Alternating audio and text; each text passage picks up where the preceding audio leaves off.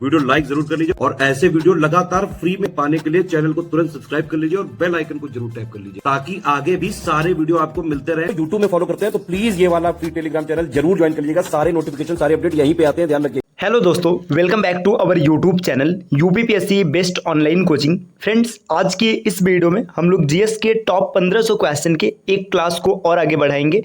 इस वीडियो में प्रश्न संख्या 121 से आगे बढ़ेंगे। अगर पहले की वीडियोस आपने नहीं देखी है तो आप प्लेलिस्ट में जाकर जरूर देखिएगा। फ्रेंड्स, यह क्लास सभी प्रकार के स्टेट पीसीएस एग्जाम और वनडे एग्जाम के लिए अत्यंत महत्वपूर्ण है। तो चलिए दोस्तों, शुरू करते हैं अपने आज के इस इंपॉर्टेंट सेशन को। इससे पहले एक जरूरी सूचना, अगर आप टीम के पेड कोर्सेज से जुड़ना चाहते हैं पीसीएस के कंप्लीट प्रिपरेशन के लिए, तो आप इन दिए गए नंबर पर कॉल या व्हाट्सएप करके टीम के पेड कोर्स से जुड़ने की प्रक्रिया समझ सकते हैं। ये ज्ञान सर का व्हाट्सएप नंबर है, आप यहाँ से व्हाट्सएप के माध्यम से भी जानकारी प्राप्त कर सकते हैं। इसके अतिरिक्त एक गुड न्यूज़ ये है कि स्टडी फॉर सिविल सर्विसेज के एप्लीकेशन से अगर आप कोई भी कोर्स परचेस करते हैं तो आपको 50% का डिस्काउंट मिलेगा। इसके लिए आपको कोड अप्लाई करना है ज्ञान सर। जैसे आप ये कोड अप्लाई करेंगे आपको 50% की छूट मिलेगी। दोस्तों, ये ऑफर पिछले कई दिनों से चल रहा था जो कि 31 मई तक वैलिड है।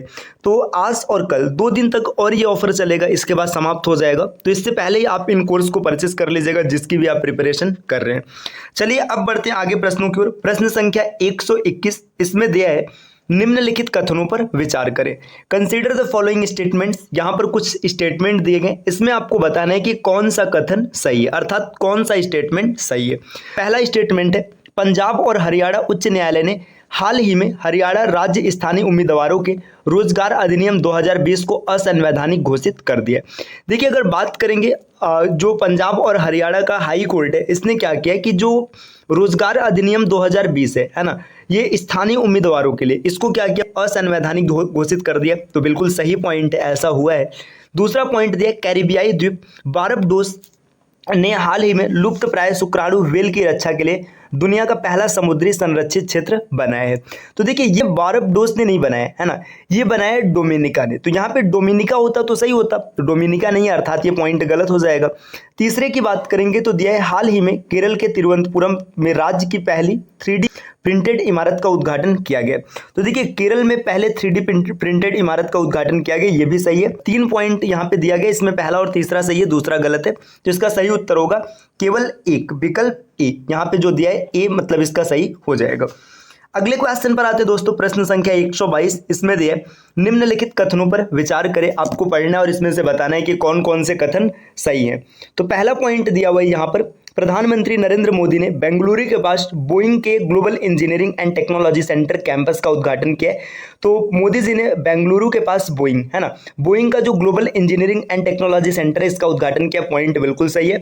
अगला पॉइंट दिया है, हिमाचल प्रदेश के सरकारी स्कूलों में शिक्षा में बदलाव लाने, समग्र छात्र विकास को बढ़ावा देने के उद्देश्य से माई स्कूल माई प्राइड अभियान शुरू किया गया। तो बस इतना याद रखिएगा, माई स्कूल माई प्राइड अभियान हिमाचल प्रदेश में चलाया गया। और ऐसे स्कूल की बात है तो नाम से पता चल जाएगा कि बात शिक्षा की हो रही। तो ये भी पॉइंट बिल्कुल सही है।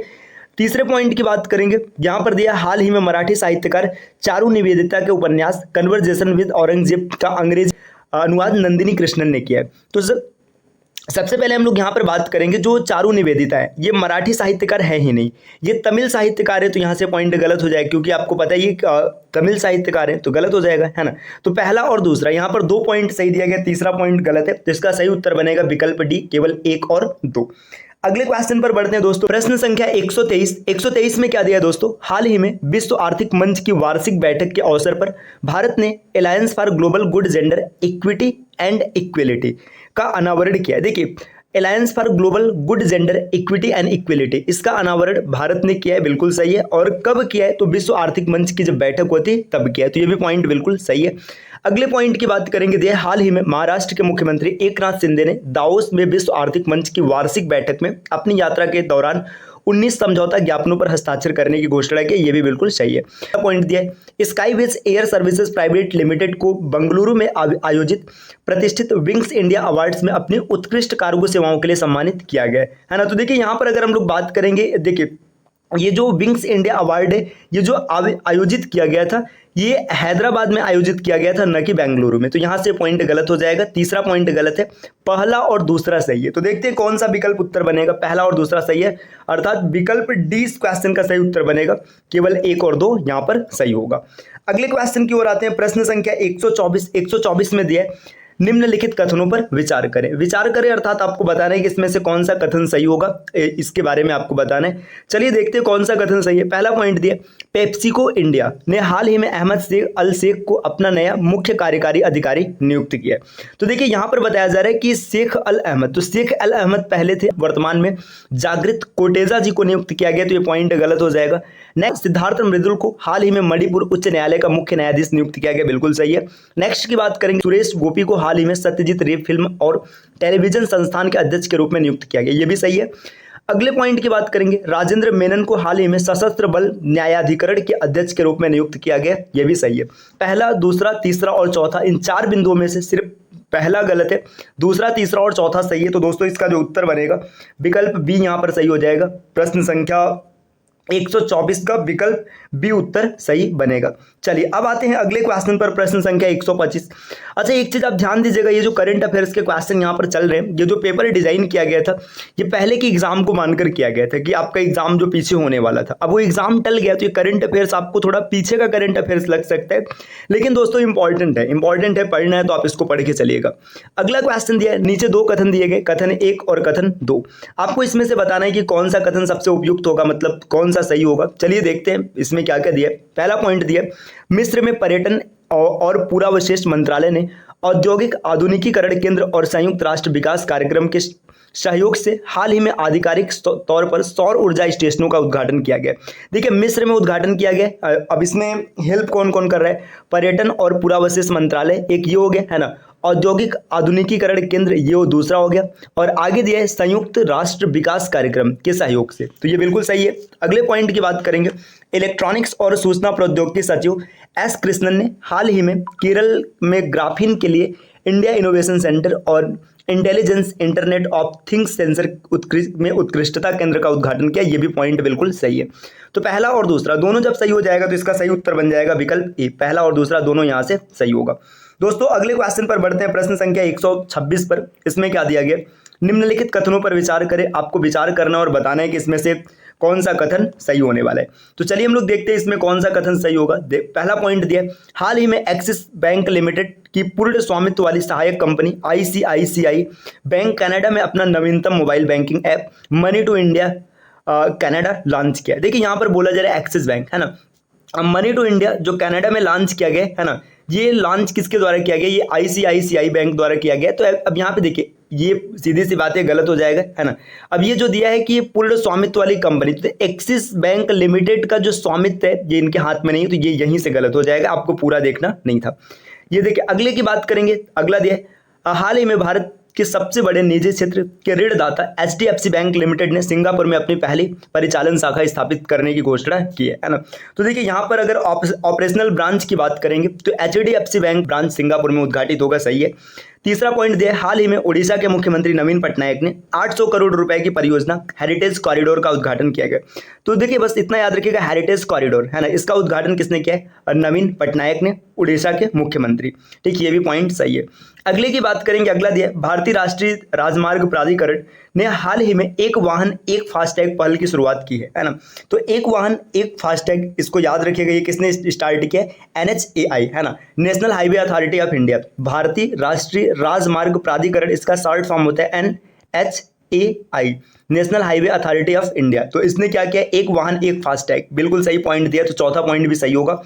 तो यहाँ पर पहला गलत है, दूसरा तीसरा और चौथा सही हो जाएगा। तो दोस्तों देखिए इसमें विकल्प कौन सा सही, तो इसका जो सही विकल्प होगा दूसरा तीसरा और चौथा, ये 2 विकल्प यहाँ पर सही दिख रहा है। तो देखिए दूसरा तीसरा और चौथा यहाँ पर आपको दिख रहा है विकल्प सी में।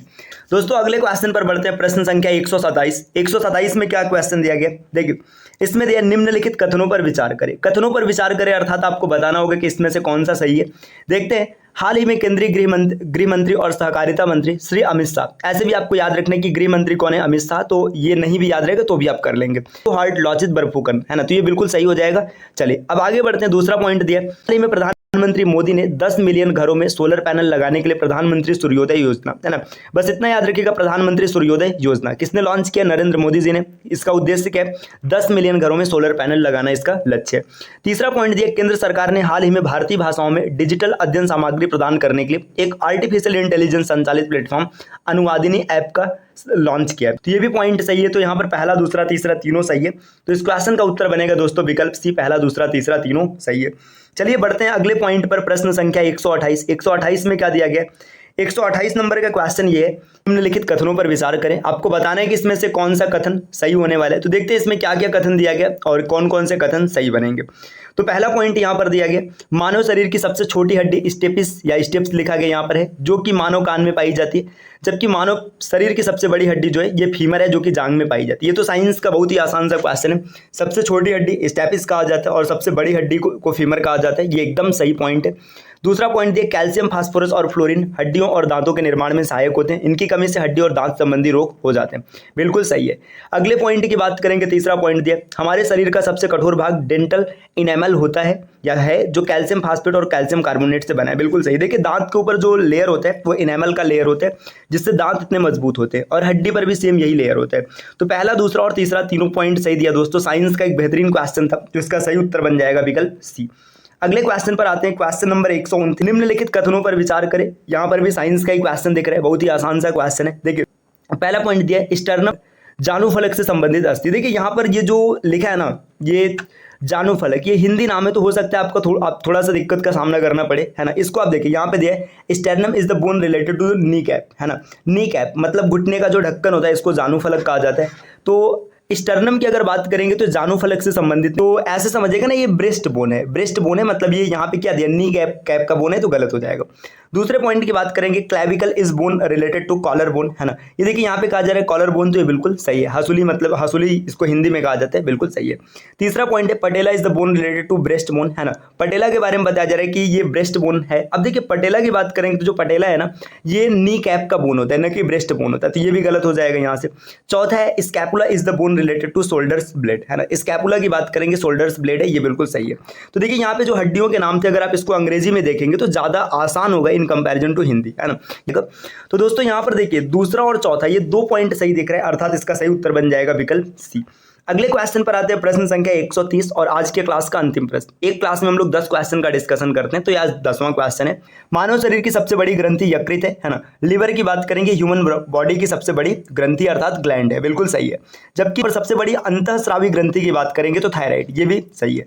तो पहला पॉइंट एकदम सही है। दूसरा है, एंड्रोगेस्ट्रॉन नामक हार्मोन छोटी आंत द्वारा स्रावित होता है, बिल्कुल सही है। तीसरा पॉइंट दिया, आमाशय में पेप्सिन नामक एक एंजाइम प्रोटीन को छोटे पॉलीपेप्टाइड्स और उनके घटक एमिनो अम्ल में तोड़ देता है। देखिए पेप्सिन की बात करेंगे तो पेप्सिन आमाशय से उत्पन्न एक एंजाइम होता है, जो प्रोटीन को पहले तोड़ता है पॉलीपेप्टाइड में और फिर तोड़ देता है पेप्टोन्स में और लास्ट में एमिनो एसिड। तो ये भी पॉइंट बिल्कुल सही है। बस ये याद रखिएगा, पेप्सिन किसको तोड़ता है? प्रोटीन को। उत्पन्न कहाँ से होता है? आमाशय से। तो पहला, दूसरा, तीसरा तीनों पॉइंट सही हो जाएगा दोस्तों। तो इसका जो उत्तर बनेगा, देखिए इसका सही आंसर क्या बनेगा यहाँ पर, ये अगर आप देखेंगे पहला, दूसरा, तीसरा तीनों पॉइंट सही, तो विकल्प डी इस क्वेश्चन का सही उत्तर बनेगा। तो दोस्तों आज के ये 10 क्वेश्चन है जिसका डिस्कशन हम लोगों ने किया है। इस प्रकार के क्लासेस आपको निरंतर मिलते रहेंगे। बस इसके लिए आपको यूपीपीएससी बेस्ट ऑनलाइन कोचिंग के इस यूट्यूब चैनल को सब्सक्राइब करना है।